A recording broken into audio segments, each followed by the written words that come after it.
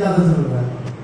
तो हाँ, आप लोग देखिए, आप लोग लखनऊ विश्वविद्यालय से हैं और मैं इलाहाबाद विश्वविद्यालय से रहा हूँ है, तो अच्छा लग रहा है। और आज राजबहादुर सर जब आ रहे थे तो उन्होंने कहा कि मुझे बहुत सुबह से बहुत उत्साह में था कि मैं विश्वविद्यालय में आज बहुत दिनों बाद जाऊँगा, और शायद इसलिए सर ने काफ़ी देरी भी कर दिया तो फिर से आए।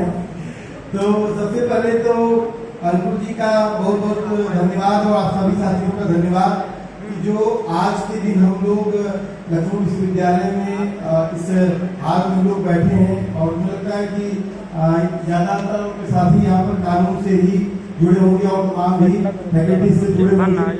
और यहाँ पर हमारे साथ सचिन जी हैं और तमाम साथियों का आभार कि हम लोग एक साथ आज के दिन हम लोग बातचीत कर रहे हैं। और मुझे लगता है कि आज का दिन जो है एक ऐतिहासिक दिन है। आज के दिन ये महान शिक्षिका फातिमा सईद जी का परिनिर्वाण दिवस है। और शायद जब भी हम लोग शिक्षा की बात करते हैं इस देश में, और खास तौर पर जब महिलाओं की शिक्षा की बात करते हैं, तो माता सावित्रीबाई फुले के नाम के बगैर जो है शायद बातचीत को नहीं कर पाए हुए। तो आज का दिन सावित्रीबाई फुले फातिमा सईद जी को हम लोग याद करते हुए फातिमा सईद जी का परिनिर्वाण दिवस है। और आज के ही दिन जो है बहुजन नायक माननीय काशीराम जी का भी आज परिनिर्वाण दिवस है। और कहीं कहीं जो सामाजिक न्याय की जो पूरी अवधारणा है, जो ज्योतिबा फुले से शुरू होती है, ये बिरसा मुंडा होते हुए साहू जी महाराज के रास्ते जो है, बाबा साहब के संघर्ष के रास्ते जो आज तक पहुंची है।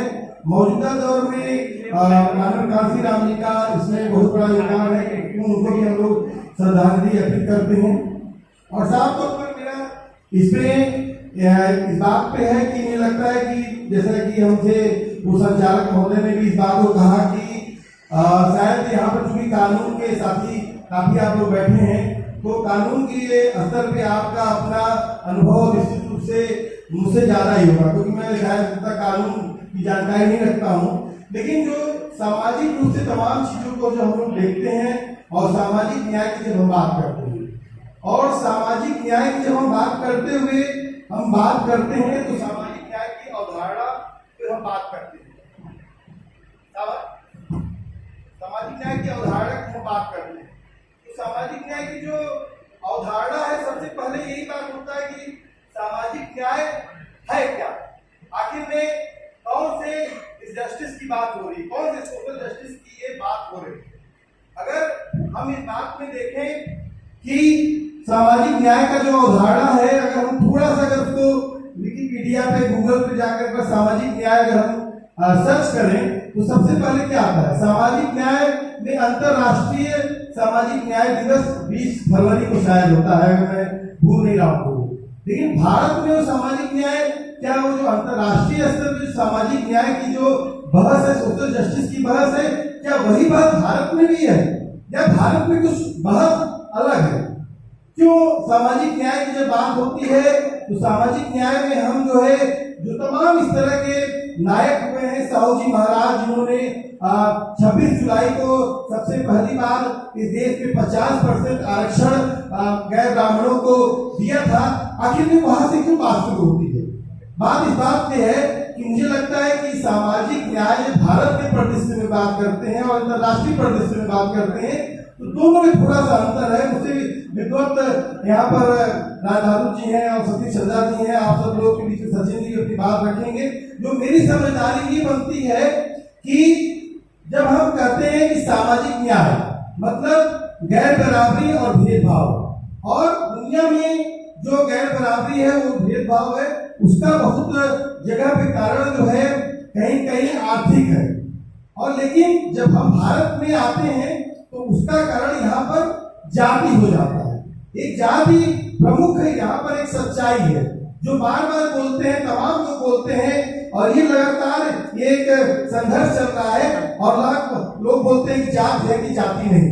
अभी देखिए, आज हम लोग बैठे हैं और कल हरियाणा का चुनाव हुआ है, और हरियाणा के चुनाव में पूरे का पूरा अगर देखा जाए पूरी बहस तमाम चीजें बहसें चल रही हैं, लेकिन उसमें एक बहस महत्वपूर्ण है कि भला जात ने भला को दे दिया, भला जात ने भला को नहीं दिया। आखिर में ये जातियां क्यों शिफ्ट करती हैं? आखिर में कुछ तो कारण होगा। हो सकता है किसी पार्टी के साथ जुड़े हो तो हम दुखी हो कि यार भला पार्टी हार गई तो हम दुख में हैं, या भला पार्टी जीत गई हम खुशी हैं।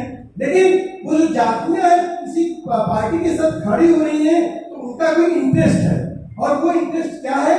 उस इंटरेस्ट में ये है कि देश में जो गैर बराबरी है, भेदभाव है, छुआछूत है, और जो यहाँ का जाति सिस्टम है, कास्ट सिस्टम है, उस सिस्टम के तहत वो लगातार लोकतंत्र में जो है लगातार उसकी शिफ्टिंग हो रही है, कभी इस पार्टी में कभी उस पार्टी में। और इसमें हम देख सकते हैं कि कई बार जब जाते हैं तो लगता है कि ये जातियां यहाँ पर ठगी गई हैं, ये जातियां यहाँ पर इनको मिल गया है, लेकिन ये सिलसिला एक प्रोसेस में मुझे लगता है कि चल रहा है। और कहीं कहीं भारत के परिदृश्य में जब हम बात करते हैं तो ये सिलसिला, जब हम बात करते हैं सामाजिक न्याय की, तो सामाजिक न्याय को जब हम लोगों ने बात शुरू किया इस देश में तो कोई सामाजिक न्याय दिवस नहीं हुआ करता था। हमारे कई साथियों से हम लोग लगातार बात करते थे कि आखिर में सोशल जस्टिस का जो भारतीय संस्करण क्या होगा, भारत के संदर्भ में सोशल जस्टिस क्या, कैसे हम जानेंगे? कोई हर चीज का जैसे डे होता है तो ह्यूमन राइट डे होता है, तमाम डे होता है, तो आखिर में सामाजिक न्याय का कौन सा दिन होगा? तो हमारे साथियों में एक बातचीत में आया, पिछले 4-5 साल में ये निकल के आया कि हम 26 जुलाई जिस दिन साहू जी महाराज ने इस देश में रिजर्वेशन लागू किया था, उस दिन को ही हम भारत में सामाजिक न्याय दिवस के रूप में मनाएं। साफ तौर पर है, बहुत सारे लोग जब बात आती है कि सामाजिक न्याय सिर्फ आरक्षण नहीं है, ये भी बहुत क्लियर है। इसमें भी कई बार हम आता है तो इसको आरक्षण तक ही हम सीमित कर देते हैं। नहीं, आरक्षण नहीं सामाजिक न्याय। सामाजिक न्याय ब्रॉडर कॉन्सेप्ट में जब हम मंडल कमीशन तक हम लोग बात करने में पहुंचेंगे तो मंडल कमीशन की सिफारिशों में वो बार बार दिखने लगता है। जब साहू जी महाराज को बात करते हैं तो साहू जी महाराज को सिर्फ इस संदर्भ में हमको नहीं बात करना पड़ेगा कि साहू जी महाराज ने सिर्फ 50% रिजर्वेशन दिया। साहू जी महाराज ने उस दौर में महिलाओं की शिक्षा के लिए, साहू जी महाराज ने उस समय जो है जो अंतर जातीय विवाहों के का प्रोत्साहन दिया। साहू जी महाराज ने उसमें विधवाओं के विवाह के लिए उसमें उन्होंने काम किया। साहू जी महाराज ने उस समय उन्होंने दलितों और मुसलमानों के लिए हॉस्टल बनवाया।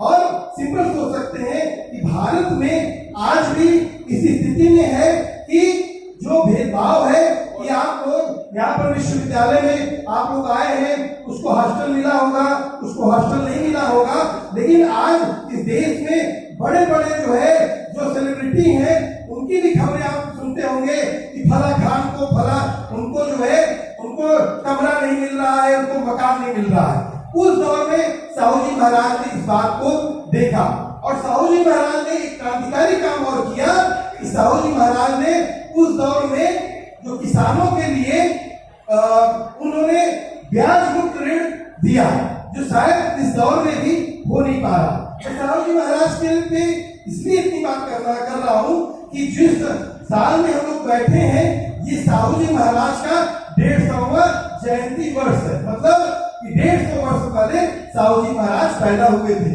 और ठीक इसी तरीके से इसके पहले का जो साल था जननायक कर्पूरी ठाकुर का वो जयंती वर्ष था, उसको भी हम लोगों ने मनाया और अभी पिछले साल सरकार ने उनको जो है भारत रत्न भी दिया।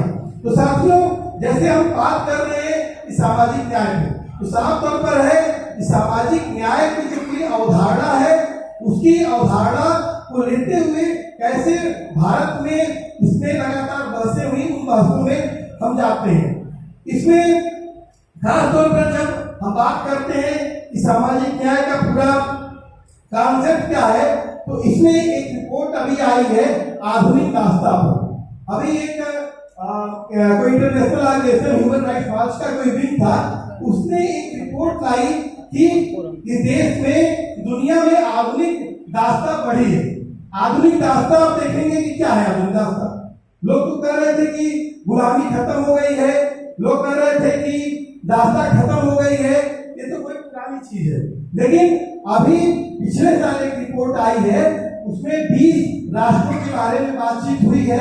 उसमें 20 देशों में जो है 5 देश जो है उसमें 5 देश में अमेरिका भी है। और उसमें टॉप पे कौन है? टॉप पे सबसे टॉप पे हमारा देश है।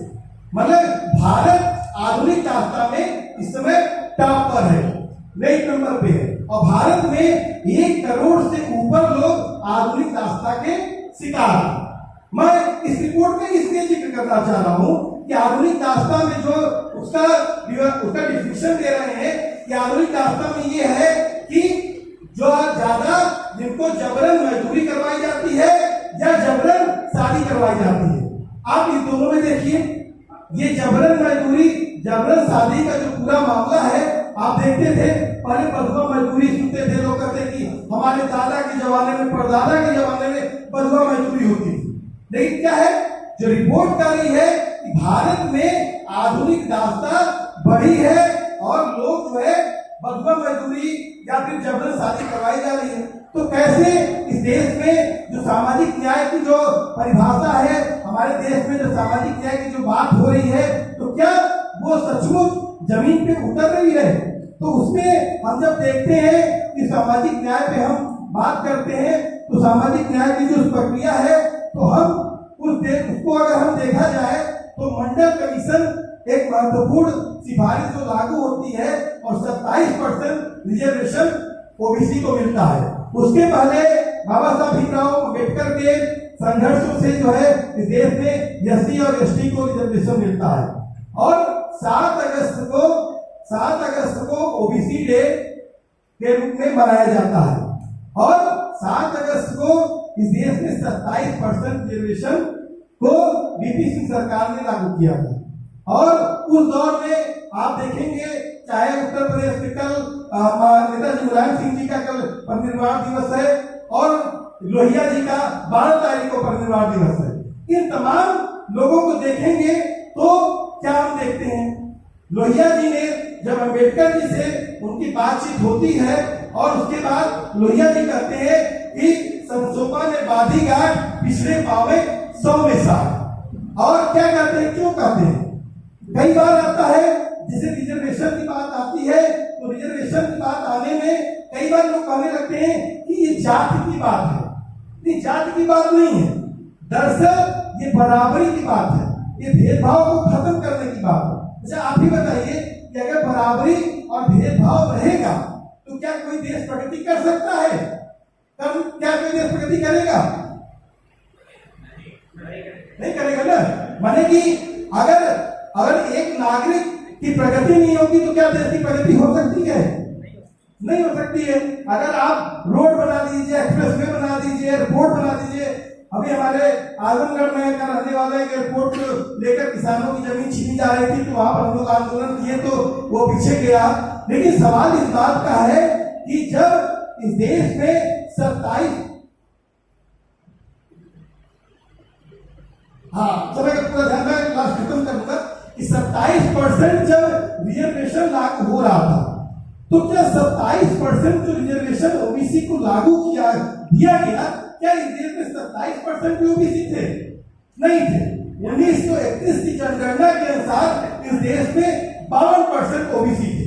और कहा जाता है कि इंदिरा साहनी के जो मुकदमा हुआ उसके बाद एक जजमेंट आया कि 50% से ऊपर रिजर्वेशन नहीं होना चाहिए। सवाल इस बात का है कि 50% का रिजर्वेशन नहीं होना चाहिए, इस बात की बात कही जाती है कि 50% रिजर्वेशन नहीं होना चाहिए। लेकिन क्या इंदिरा साहनी के जजमेंट में जो मुकदमा हुआ उसी समय कहा गया?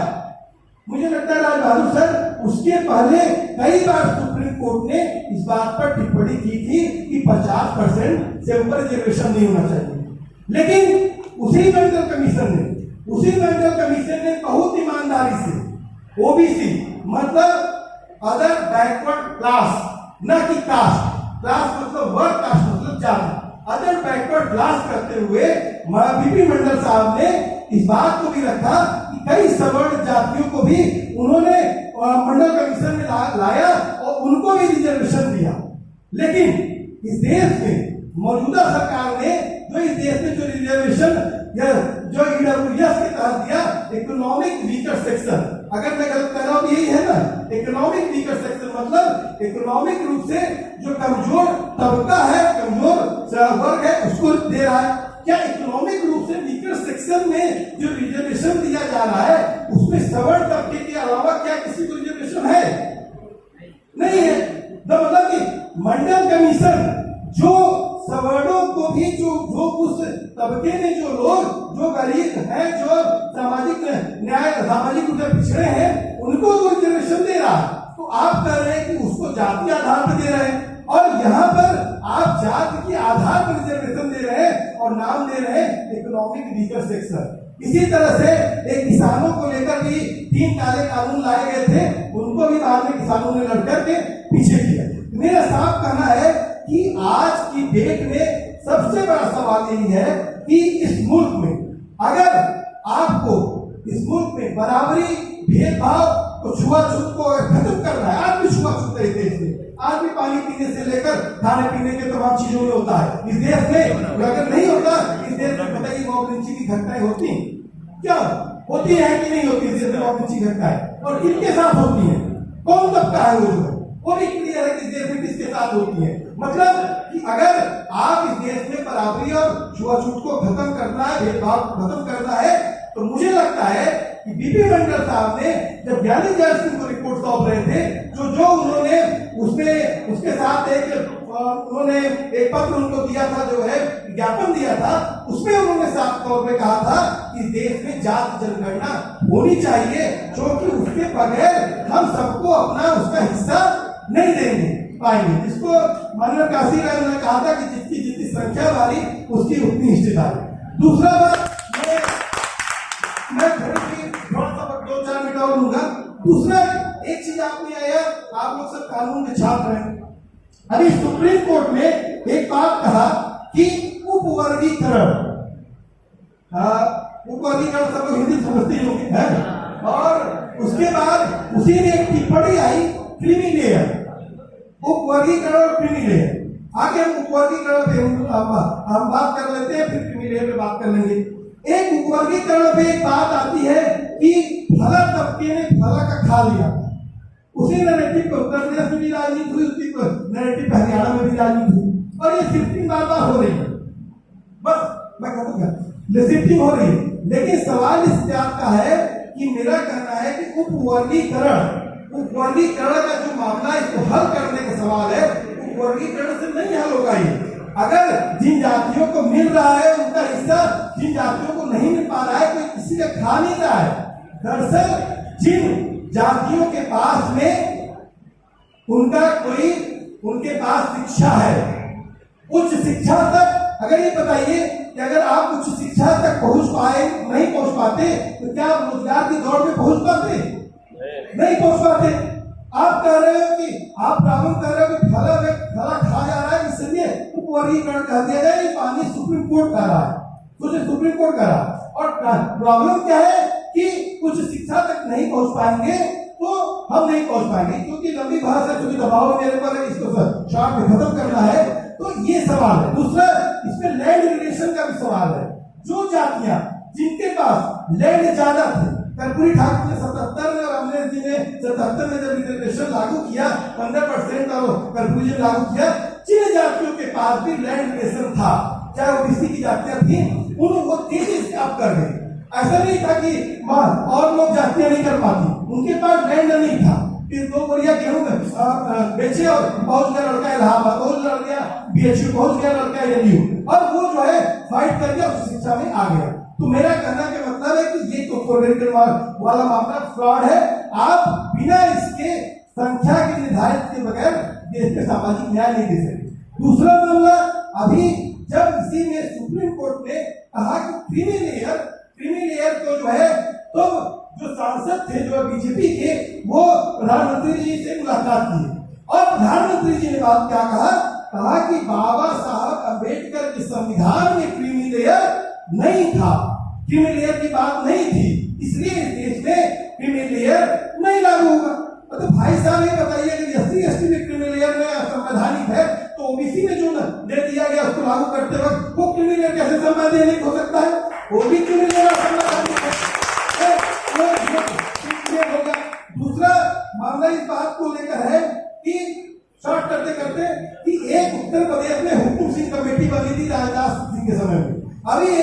कमीशन बना है और अभी एक राघवेंद्र कमीशन भी बना है, सर उसके बारे में ज्यादा बात करेंगे। ये सब के सब इसी बात को कह रहे हैं कि ओबीसी में उपवर्गीकरण कर दिया जाए, वर्गीकरण जाए, कोटे में कोटा करे, नहीं, इससे हल होगा ही नहीं। ये समस्या को आप टालने का प्रयास कर रहे हैं। दूसरा कि अभी बिहार में एक जनगणना हुई और बिहार में जनगणना में बहुत साफ है, उसके बारे में आप सब लोग अच्छी तरीके से जानते हैं। और साफ तो मेरा मामला है कि आज की डेट में इस देश में अगर आपने सामाजिक न्याय मतलब क्या, सामाजिक न्याय मतलब जिसका जितना हिस्सा है, जिसको जितनी जरूरत है, आज भी इस देश में रिजर्वेशन लागू होने के बाद भी एक बहुत बड़ा तबका जो है शिक्षा से वंचित है, एक बहुत बड़ा तबका नौकरियों से वंचित है, एक बहुत बड़ा तबका भूमि से वंचित है। और मंडल कमीशन की 38 सिफारिशें जो लागू नहीं हुई, अगर वो लागू हो जाए इस देश में, सिर्फ ओबीसी का सवाल नहीं है। और जातिगत जनगणना का सवाल जब आता है तो लोग सोचते हैं ओबीसी का सवाल नहीं है, उसमें जो मोदी जी, जो तमाम लोग ईडब्ल्यूएस, जो सवर्णों में भी जो गरीब तबका है, उसमें भी क्रिएट होगी ना कि जिसके पास नहीं, आखिर में उसका किसके पास है। तो सवाल साफ तौर पर है। मैं अपनी बात को खत्म कर देते हुए इस बात को करता हूं कि अगर आज की डेट में आप सामाजिक न्याय नहीं लागू करेंगे, अगर आज की डेट में आप लोगों को हक हिस्सा नहीं देंगे, अगर वो तबका मुआवजा मांगने लगा तो क्या होगा। सदियों से जिस तबके के पास वंचित रखे हैं, जिसको गुलाम बना के रखे हैं, अगर वो मुआवजा मांगने लगेगा तो क्या होगा। आप तो कहते हैं ना कि फला समय में ये हुआ था, इसलिए हम फला चीज तोड़ देंगे, फला चीज को हटा देंगे, अब फला हमारी संस्कृति रहेगी। लेकिन जिस तबके को आपने गुलाम बना के रखा है वो क्या होगा। और इस देश में सामाजिक न्याय की हकीकत क्या है, सबसे बड़ा सवाल। हम लोग खेती किसानी, सब लोग खेती किसानी से ज्यादा जुड़े लोग हैं इस देश में। जो वैसे तो जनगणना नहीं हुई, लेकिन एक जो आंकड़े हैं उसमें 31% जमीनें जो है सवर्ण तबके, माने 41% जमीनें सवर्ण तबके के पास में, 31% बैकवर्ड, 8% मुस्लिम, होलसेल मुस्लिम सवर्ण और पसमानदा दोनों, और 11% दलितों के पास में। तो मेरा साफ तौर पे कहना है इस जो सामाजिक न्याय है उसको अगर हमको इस देश में लागू करना है कि बगैर इस देश में आप जो लोगों के साथ जो उनके हक अधिकार पे जो हमला किया जा रहा है, जो छीना गया है, उसको नहीं लागू कर सकते। और ये किसी जाति को मजबूत करने का नहीं, ये देश को मजबूत करने का सवाल है। अगर नागरिक मजबूत होगा तो देश मजबूत होगा। तो मैं अपनी बात को समाप्त करता हूँ और बहुत सारी चीजें आप लोग सभी सुननी है, समझनी है। और हमारा ये सवाल है कि आखिर में जब हम लोग आज बैठे हैं तो हम कार्यक्रम के बाद भी हम लोग मिलेंगे, बातचीत करेंगे। धन्यवाद।